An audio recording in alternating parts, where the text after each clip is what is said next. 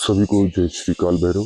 बाबा भैरवनाथ और माता कालका जी की कृपा आप सब पर बनी रहे। सभी स्वस्थ रहिए और मस्त रहिए।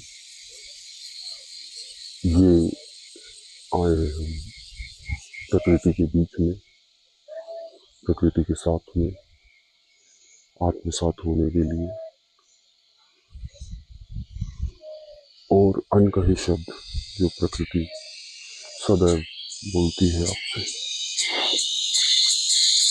उसको सुनने का प्रयास कीजिए, उसमें घटने का प्रयास कीजिए।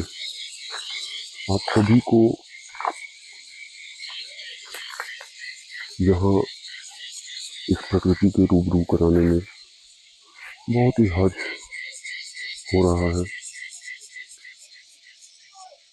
क्योंकि ध्यान के लिए, समाधि के लिए केवल प्रकृति में आ जाना, बैठ जाना, इतना ही बहुत है। केवल आप विघ्न ना बने, क्योंकि बहुत से लोग यही सोचते हैं कि ध्यान कैसे किया जाए, समाधि कैसे लगेगी, किस तरह इस दिशा में बढ़ा जाए। तो केवल मौन होकर के प्रकृति में बैठ जाना, विचार शून्यता के साथ में। हालांकि शुरुआत में बहुत कठिन होता है, क्योंकि प्रकृति की जो ये बातें हैं, ये जो झिंगुरों का बोलना, ये जो शांति है, ये पहले तो काटने को दौड़ती है और आपको ऐसा लगता है कि बहुत बोरियत सी है। धीरे धीरे वो बोरियत कम होने लगती है और आप प्रकृति के समकक्ष होकर के जब उसी का एक हिस्सा बन जाते हैं, तो वो जो अनुभव होता है, वो जो शांति होती है, वो जो उल्लास होता है, वो एक अलग ही दुनिया की तरफ आपको ले जाता है। पहाड़ों में जो शांति है,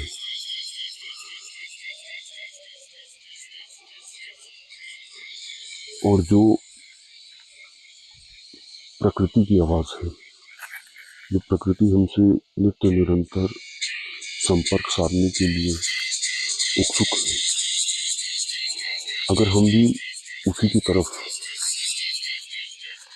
उतना गहन ध्यान करना आरंभ कर दें, हम भी उसी निश्चलता, उसी शांति को पा जाए, और ये सब बातें जो साधक नहीं है उनके लिए तो व्यर्थ है, लेकिन साधना के क्षेत्र में प्रकृति का बहुत बड़ा साथ होता है।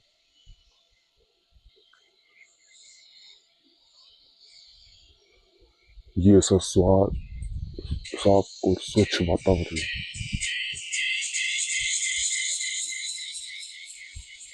ये जड़ी बूटियों की एक सुगंधित महक, ये हवा के कोलाहल के साथ में कुछ वार्तालाप, ये आपको गहन ध्यान की ओर ले जाने के लिए अग्रसर करती है।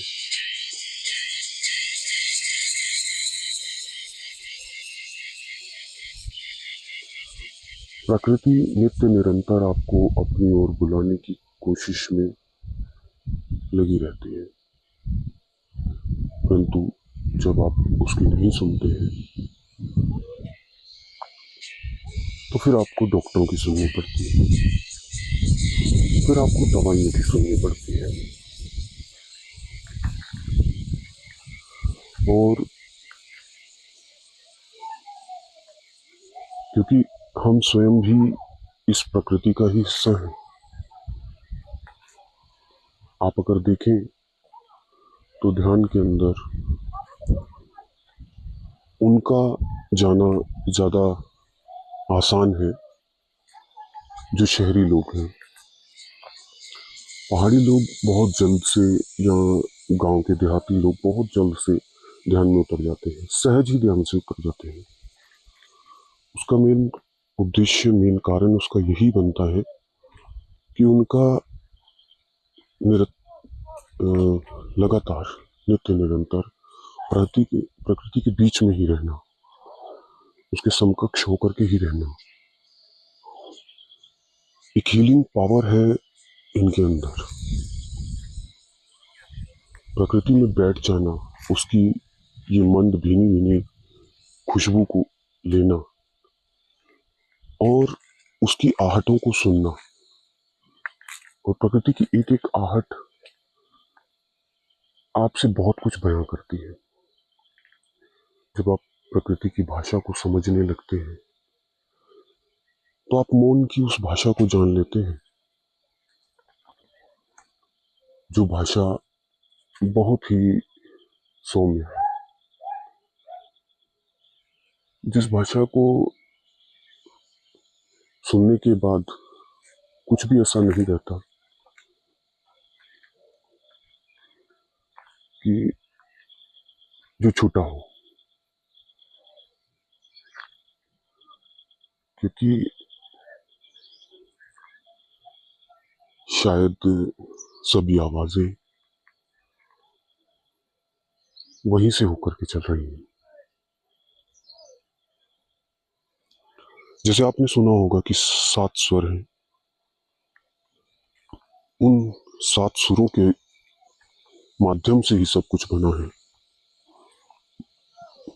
और प्रकृति उसी को तरंगित करती है लगातार।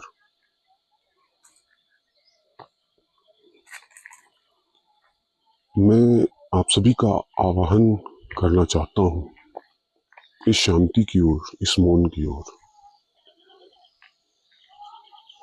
जहां झरनों की कलकल और प्रकृति की मौन भरी आवाजें, ये शांति, ये वातावरण और इसकी सौंधी खुशबू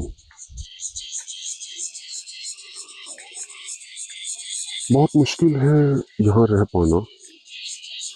क्योंकि प्रकृति के बीच में जब आप आ जाते हैं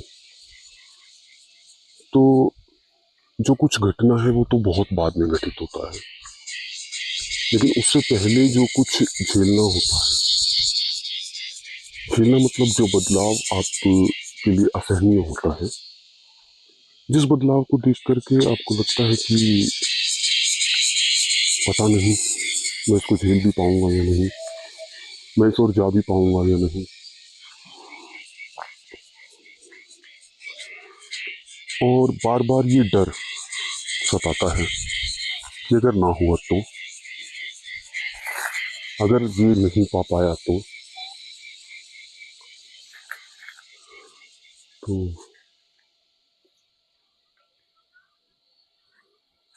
कुछ भी निष्फल करना, ये हमें प्रकृति सिखाती है। आप अगर किसी पेड़ को देखें